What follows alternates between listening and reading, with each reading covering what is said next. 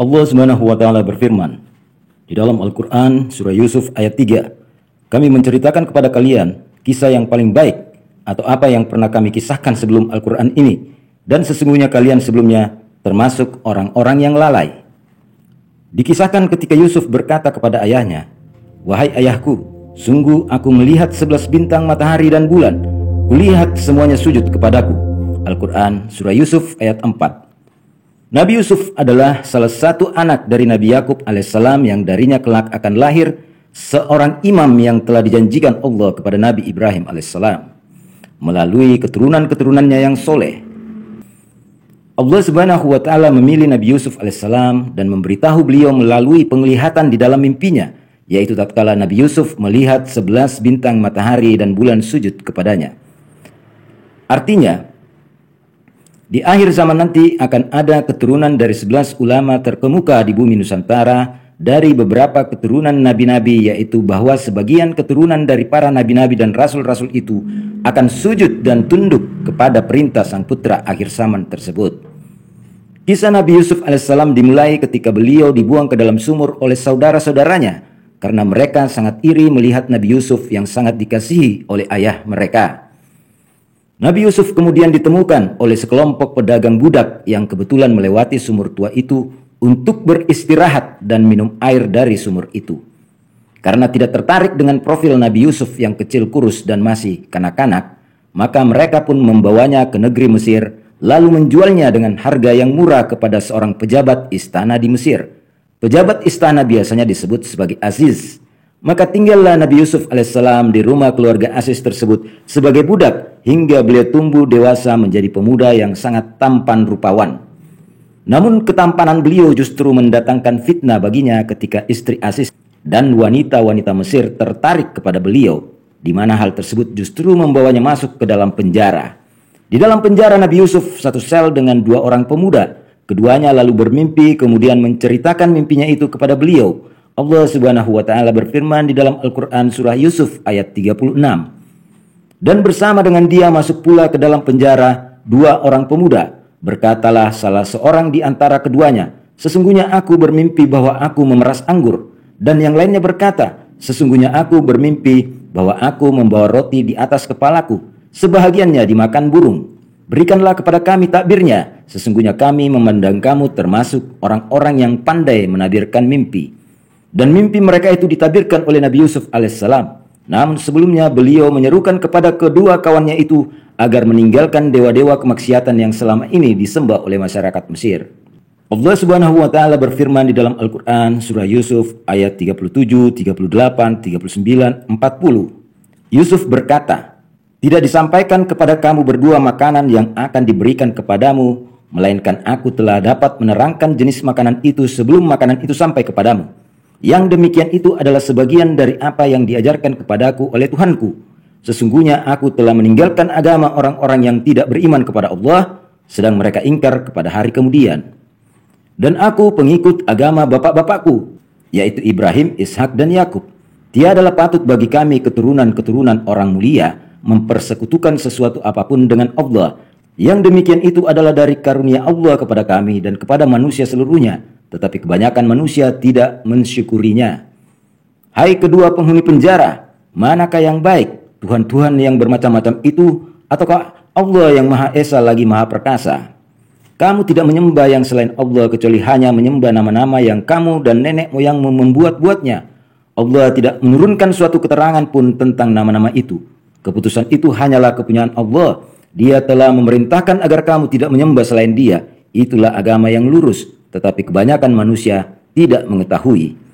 Lalu setelah berceramah kepada kedua pemuda tadi, maka Nabi Yusuf pun menabirkan mimpi keduanya bahwa keduanya akan bekerja di dalam lingkungan istana dengan nasib yang berbeda. Setelah masa hukuman bagi kedua laki-laki itu hampir selesai, maka Nabi Yusuf tak lupa menyampaikan kepada salah satu dari mereka agar memberitahukan keberadaan dirinya yang difitnah hingga akhirnya masuk di penjara, karena beliau ingin Fir'aun menegakkan keadilan bagi dirinya dan membersihkan namanya dari fitnah yang dialaminya. Lalu sesuai takwil mimpi yang dipecahkan oleh Nabi Yusuf, maka bekerjalah keduanya di dalam lingkungan istana Fir'aun, yang satunya sebagai juru masak istana dan yang satunya sebagai juru tuang minuman raja. Namun salah satu dari mereka melupakan ajaran beliau yang disampaikan kepadanya sebelum keluar dari penjara dahulu. Dia kembali menyembah dewa-dewa hingga akhirnya dihukum mati oleh istana karena melakukan kesalahan yang fatal. Dan salah satunya lagi mengingat dan mengamalkan apa yang diajarkan Nabi Yusuf alaihissalam. Tapi sayangnya dia lupa menyampaikan kepada Fir'aun tentang fitnah yang dialami oleh Nabi Yusuf sehingga membuat beliau dipenjara. Allah Subhanahu wa taala berfirman di dalam Al-Qur'an surah Yusuf ayat 42. Dan Yusuf berkata kepada orang yang diketahuinya akan selamat di antara mereka berdua, "Terangkanlah keadaanku kepada tuanmu." Maka setan menjadikan dia lupa menerangkan keadaan Yusuf kepada tuannya. Karena itu, tetaplah dia dalam penjara beberapa tahun lamanya. Allah kemudian mengatur pertemuan antara Nabi Yusuf alaihissalam dan Fir'aun Raja Mesir. Namun sebelum kita lanjut kisahnya, maka mari kita lihat profil tentang siapa itu Fir'aun yang sebenarnya. Karena ada kesalahan persepsi di kalangan umat muslim tentang figur Fir'aun yang mereka kira hanya satu pribadi saja. Dan juga tentang adanya pemikiran bahwa Fir'aun itu dianggap sebagai nama seorang raja. Fir'aun sebenarnya adalah gelar raja di Mesir, seperti panggilan yang di Pertuan Agung di Tanah Melayu, panggilan Prabu bagi raja-raja Jawa, Datuk atau Paduko di Sumatera Barat, Ule Balang di Aceh, Gusti di Banjarmasin, Opu atau Karayeng di Sulawesi Selatan, serta panggilan Sultan dan lain-lain. Fir'aun di dalam Al-Quran adalah 4 orang raja Mesir pada zaman yang berbeda, yaitu Fir'aun zaman Nabi Ibrahim alaihissalam, Fir'aun zaman Nabi Yusuf alaihissalam, Fir'aun zaman Nabi Musa alaihissalam, yang terdiri dari ayah angkat Nabi Musa alaihissalam dan adik angkat Nabi Musa alaihissalam. Jadi di zaman Nabi Musa alaihissalam ada 2 orang Fir'aun. Yang pertama adalah Fir'aun sebagai raja yang memerintahkan untuk membunuh bayi laki-laki Bani Israel, hingga akhirnya Nabi Musa ditemukan mengapung di sungai Nil oleh permaisuri Fir'aun, lalu diangkat sebagai anaknya.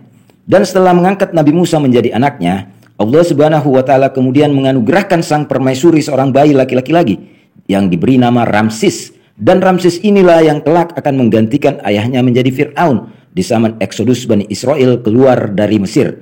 Jadi kalau ada yang bertanya, kok Nabi Musa berani berbicara di depan Fir'aun? Karena Fir'aun itu adalah adik angkatnya dan mereka tumbuh bersama di lingkungan istana Mesir. Dan Fir'aun inilah yang kemudian mengejar Nabi Musa dan Nabi Harun serta Bani Israel di belahan Laut Merah. Adapun kepercayaan-kepercayaan yang dianut oleh masyarakat Mesir dari zaman ke zaman berdasarkan urutan masa keempat Fir'aun tersebut sebagai berikut. Yang pertama, Fir'aun zaman Nabi Ibrahim.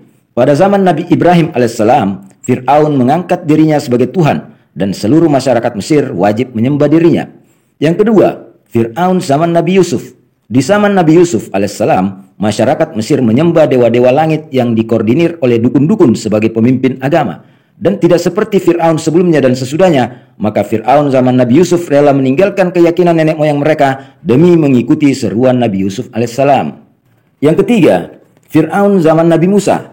Ketika zaman Nabi Musa, masyarakat Mesir kembali menoleh ke belakang untuk mengikuti nenek moyang terdahulu, menyembah patung-patung dewa, menyembah dan mensucikan sapi sebagai Tuhan, dan suka ke kuburan-kuburan keramat atau kuburan-kuburan leluhur yang dikeramatkan, dan suka turun ke lembah-lembah gunung untuk meminta pertolongan kepada penghuninya.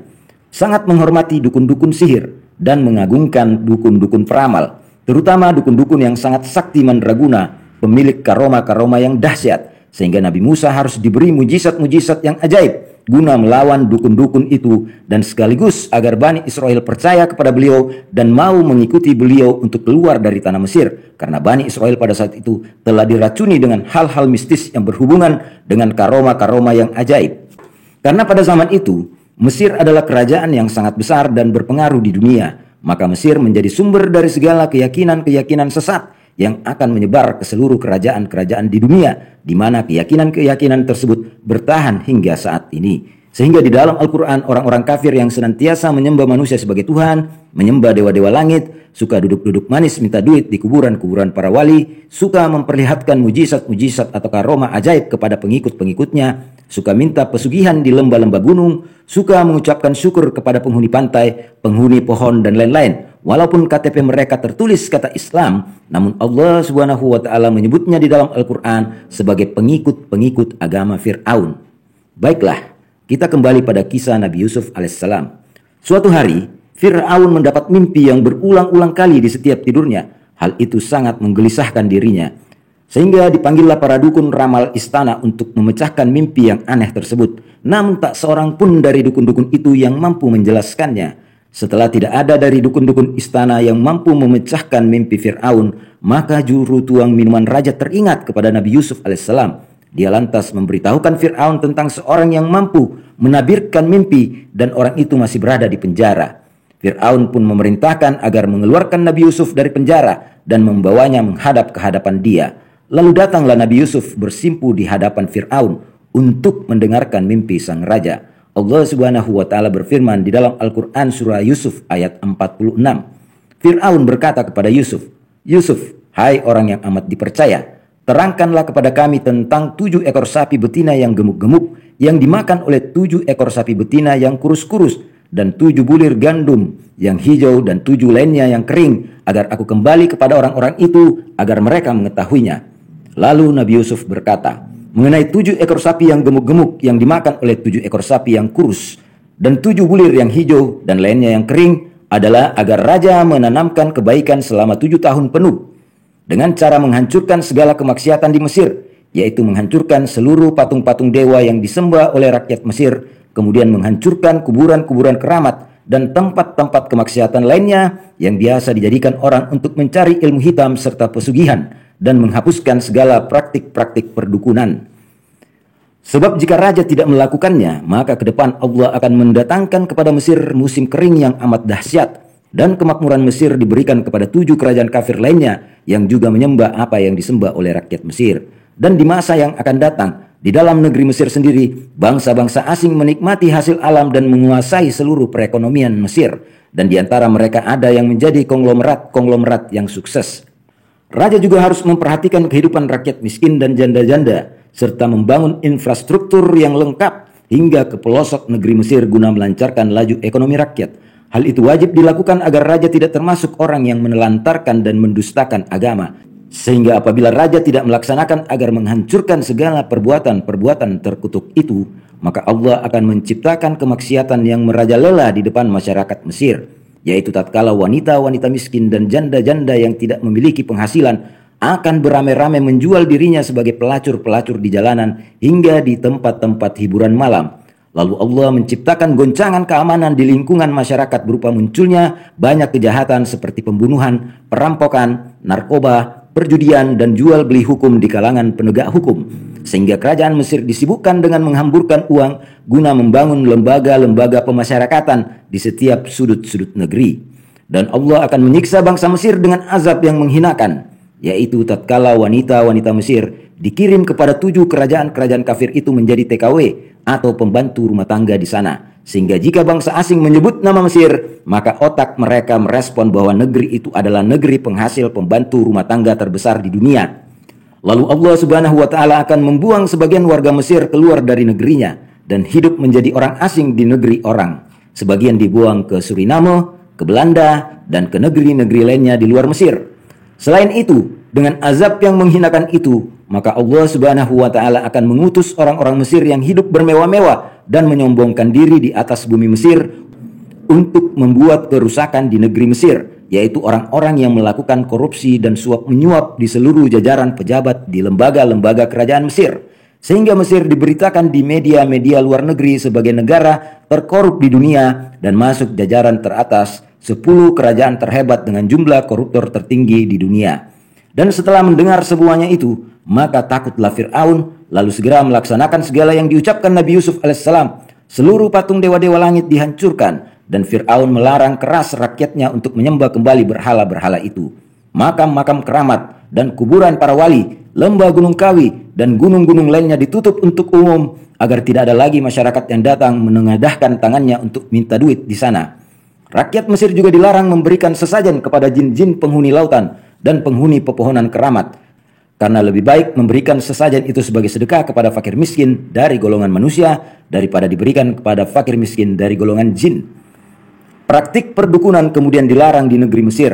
Fir'aun lalu membuat perundang-undangan yang melarang membuka kegiatan perdukunan, dan ulama-ulama dukun tidak boleh lagi mengobati manusia dengan air putih, sebab Fir'aun telah menegaskan kepada seluruh rakyatnya bahwa air putih di Sungai Nil itu hanya untuk keperluan minum, mandi, dan mencuci. Yang boleh mengobati hanya dokter yang telah menempuh pendidikan kedokteran di universitas-universitas ternama di kerajaan Mesir dan telah mendapat izin dari kerajaan Mesir untuk membuka praktek. Tapi dokter-dokter itu tidak boleh jualan obat yang merugikan rakyat Mesir. Sebab Fir'aun telah berkata kepada dokter-dokter itu bahwa ngapain lama-lama menuntut ilmu kalau ternyata akhirnya hanya menjadi sales obat. Dan barang siapa melanggar larangan-larangan itu, maka akan dihukum gantung tanpa kata dan, garis miring, serta kata atau. Karena hukum yang dibuat oleh Fir'aun adalah hukum yang sangat otentik. Beberapa tahun kemudian, seluruh yang diucapkan Nabi Yusuf alaihissalam terbukti. Bumi dilanda kekeringan yang parah hingga menciptakan resesi ekonomi yang melanda seluruh kerajaan-kerajaan di dunia. Namun bangsa Mesir justru mengalami surplus ekonomi. Kemakmuran telah menimpa bangsa Mesir karena di bidang pertanian pangan terjadi lonjakan produksi. Begitu pula di sektor perdagangan dan ekspor ke luar negeri menghasilkan fulus yang sangat besar. Mata uang Mesir mengalahkan mata uang dolar. Hasil pangan seolah tidak ada habis-habisnya. Bahkan dibagi-bagi ke negeri jiran dengan gratis pun masih berlebih. Dan penduduk Mesir sangat menikmati segala fasilitas dari kerajaan. Mulai dari fasilitas kesehatan gratis hingga beasiswa gratis bagi anak-anak Mesir yang masih menempuh pendidikan sekolah. Bahkan janda-janda dan orang tua usia lanjut pun mendapat tunjangan yang tidak sedikit jumlahnya, yang membuat taraf hidup rakyat Mesir semakin meningkat sehingga sangat sulit untuk mendapatkan fakir miskin buat bersedekah. Karena keberhasilan kerajaan Mesir, maka Fir'aun memerintahkan untuk membawa Nabi Yusuf menghadap kepadanya dan membersihkan nama beliau dari fitnah yang dahulu dilontarkan oleh istri-istri para aziz kepadanya.